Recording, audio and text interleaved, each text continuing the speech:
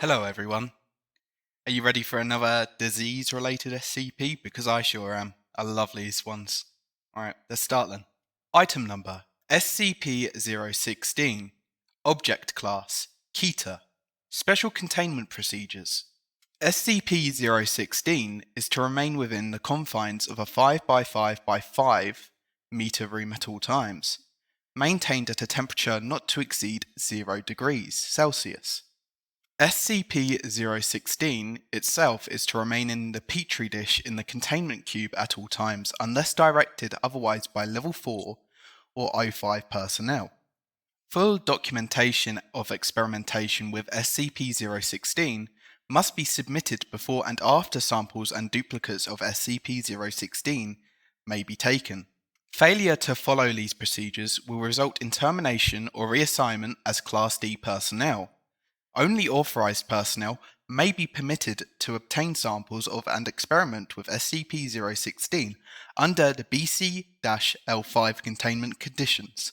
If an outbreak does occur, despite following the aforementioned procedures, directive-based personnel are to implement a Code Sigma lockdown and containment plan.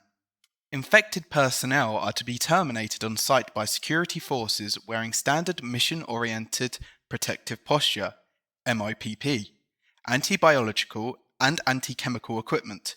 Should the infection not be contained after 48 hours, the on-site nuclear device is to be detonated. Remaining personnel are not to be evacuated under any circumstances. SCP-016 has been shown to survive for up to 6 hours on hard surfaces and up to several minutes in air. High-intensity ultraviolet light and high concentrations of orformaldehyde solution have been demonstrated to be effective in disinfecting non-organic surfaces. Description: SCP-016 is a blood-borne pathogen recovered from a mine worker in Classified who injured himself while working in a deep coal seam.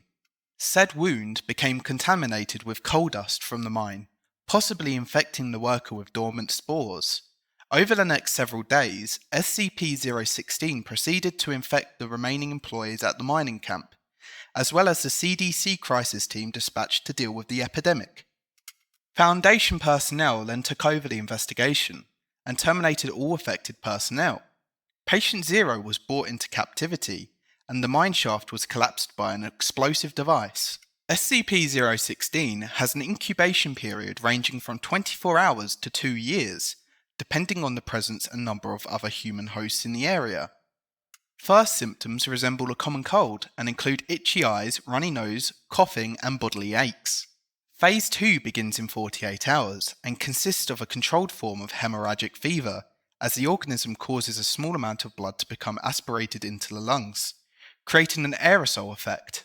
During Phase 3, the host crashes and bleeds out, bleeding profusely from every bodily orifice, including the nose, tear ducts, anus, skin pores, mouth, urethra, and in case of females, vagina.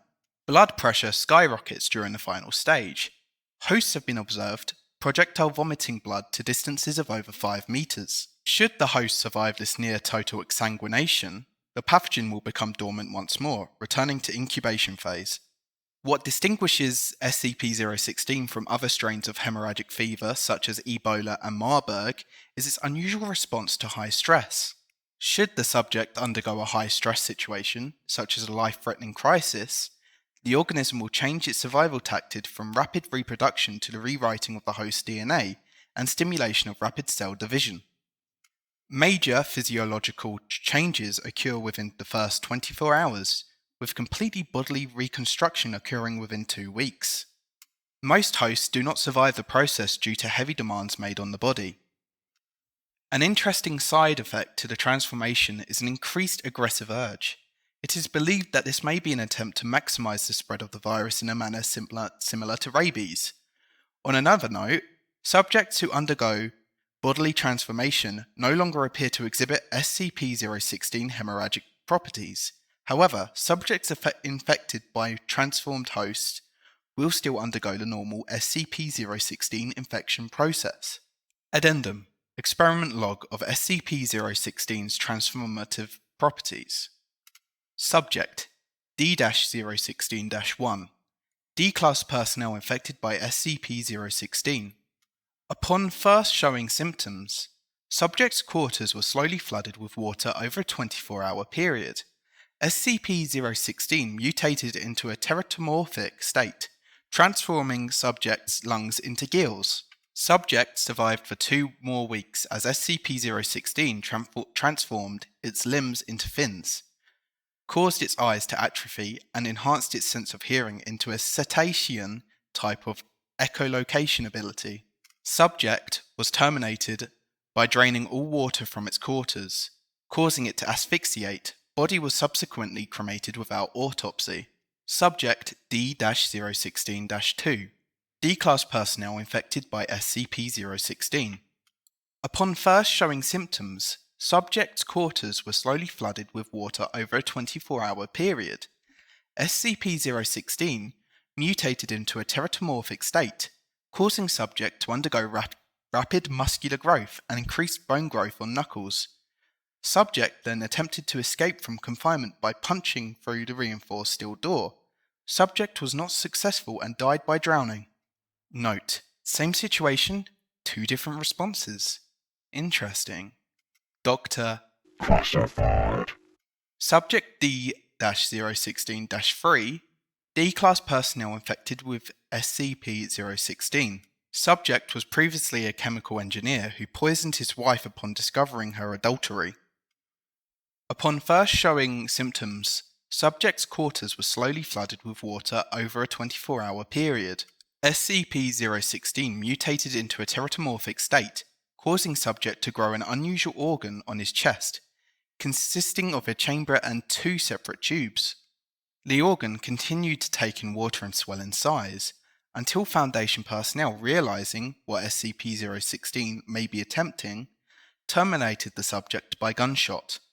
The organ was found to contain several gas sacs filled with acetylene gas and oxygen. Subject D-016-4 D-Class personnel infected by SCP-016. Subject was told to concentrate on forming wings. No stress was applied. SCP-016 did not mutate into a teratomorphic state. Subject died of exsanguination during Phase 3. Subject D-016-5 D-Class personnel infected by SCP-016. Subject was told to concentrate on forming wings and placed into an acrylic box suspended 305 meters above a mineshaft. A timer was placed outside the box, which subject was told indicated the time to release. SCP-016 mutated into a teratomorphic state, causing subject to grow a tentacle-like organ on his left wrist, similar to a spider's spinnerets. Subject extended said organ through one of the box's air holes and extruded a strong silk-like substance, which it then used to secure the box to the cable. Subject was terminated when the countdown reached 0 and the bomb detonated. Footnotes: due to their similarities as fatal contagions that stimulate the production of excess organs, a possible link to SCP-1801 is under investigation. I must admit, that's kind of a cool SCP that I'm not too scared about, even though it's a bloodborne pathogen. Anyway, sorry for any mistakes in this one. I have a bit of a sore throat. So hope you enjoyed this one.